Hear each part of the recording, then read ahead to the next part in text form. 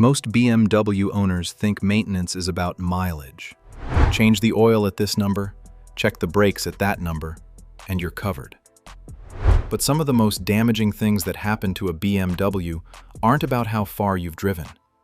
They're about the season changing underneath you, and that happens almost exactly every 3 months. That's 5 specific things worth checking at every turn of the season, and none of it requires knowing anything about cars. Just what to look for, and what to ask your shop before the season catches you off guard. Habit 4 is the one most owners have never once thought about. And by the end of this video, you'll understand why it matters more than almost anything else on this list. Habit 1. Coolant condition before temperature extremes. Most owners think coolant is just coolant. It's in there. It's green or pink or orange. Job done. What actually happens is that coolant's ability to protect the engine isn't just about the fluid being present. It's about its condition. The corrosion inhibitors and the freeze point of the mixture both degrade over time. And that degradation matters most exactly when the temperature swings hardest, heading into a brutal winter or a brutal summer. Here's the mechanism most people don't know. Coolant that's lost its proper concentration doesn't fail gracefully.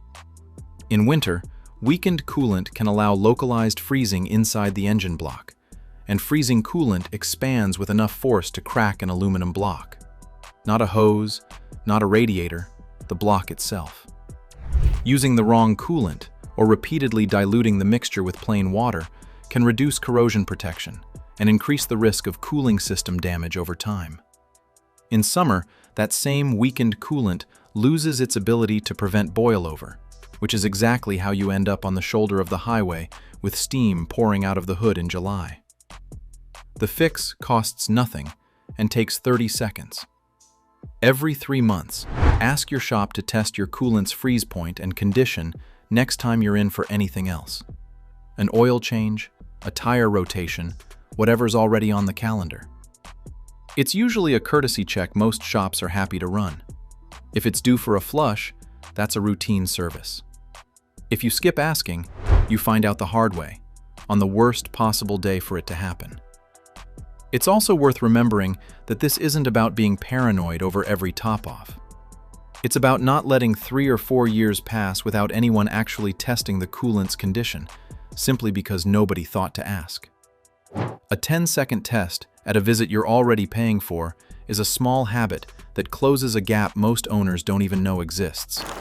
Habit 2. Tire pressure adjustment for the new season. Most people assume the tire pressure warning light will tell them everything they need to know. Here's what that light doesn't tell you.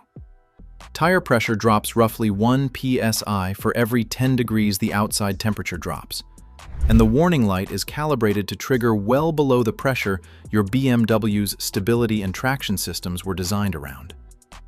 That means you can be driving on tires that are meaningfully underinflated for weeks before any warning ever appears. This matters more on BMWs than most cars because the electronic stability control, traction control, and even steering feel are calibrated assuming a specific pressure at each corner. A car that goes from a warm September into a cold December can lose several psi across all 4 tires without a single dashboard warning. And that's exactly the window where handling in the rain or on a cold morning gets noticeably less predictable. Right when road conditions are getting worse, not better. Every 3 months, right as the season turns, check all 4 tires with a simple gauge, the kind that costs a few dollars and fits in a glove box. It takes about 90 seconds for all 4 corners. If a shop is already rotating your tires or doing another service around that time, ask them to reset and confirm the pressures to the season-appropriate number, rather than whatever the last fill happened to be. It's not uncommon for owners to notice their car just doesn't handle the same in the rain anymore, for weeks or months, without ever suspecting tire pressure, assuming instead something's wrong with the suspension. Often it turns out to be nothing more than pressure that quietly dropped across a cold snap, sitting well below what the car's systems expected, with no warning light ever triggering. A 90-second check every season closes that gap before it turns into a wet weather guessing game. By the way, if you want the complete breakdown of what your BMW actually needs to make it past 200,000 miles, not just the seasonal stuff, that's everything I laid out in the complete BMW Longevity Bible. Links in the description if you want the full picture. Habit 3. Battery health before the season. That kills it. Most owners think a battery just dies one day, out of nowhere. What actually happens is that heat is what damages a battery's internal plates, and cold is what reveals the damage that heat already did. A battery that spent a brutal summer sitting in a hot engine bay is often already compromised going into fall.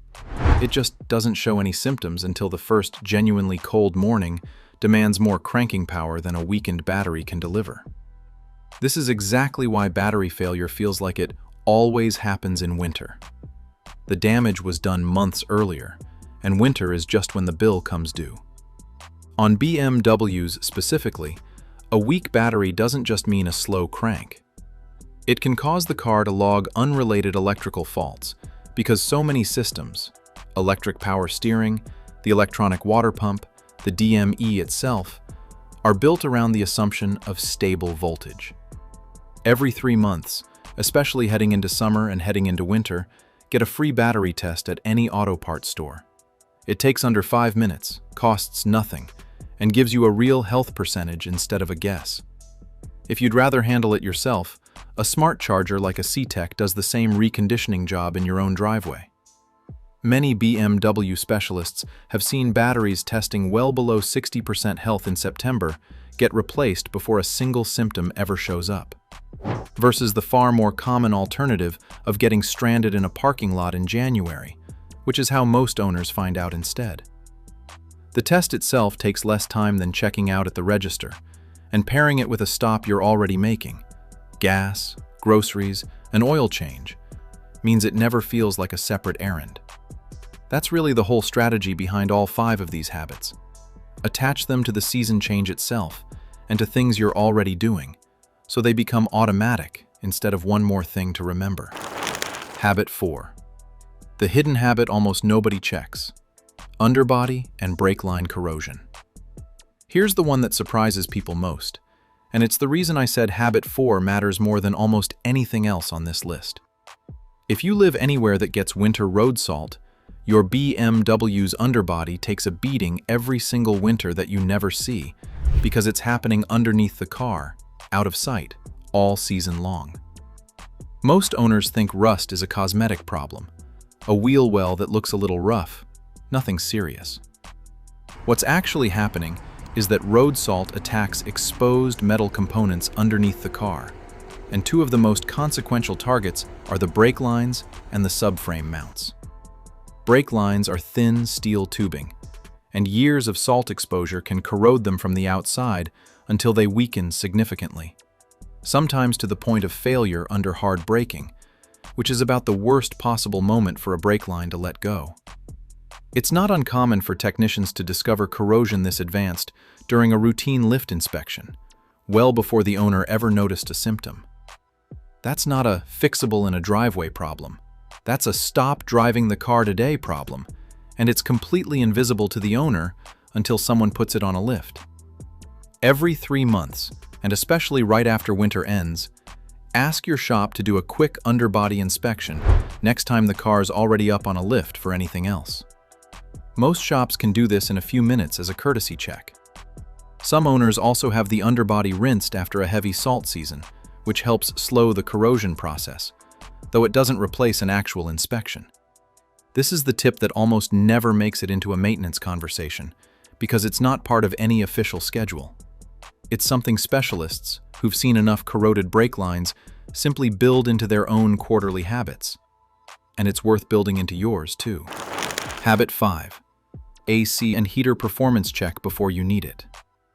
Most people only think about their AC or heater the moment they actually need it.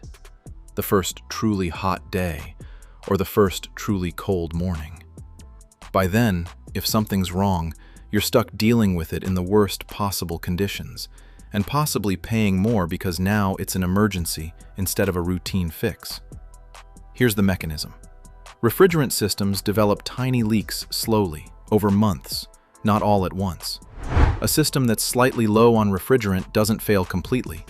It just works harder and less efficiently, which can accelerate wear on the compressor itself. Compressors are expensive to replace. Catching a slow refrigerant leak early, while it's still just the air isn't quite as cold as it used to be, is a straightforward fix.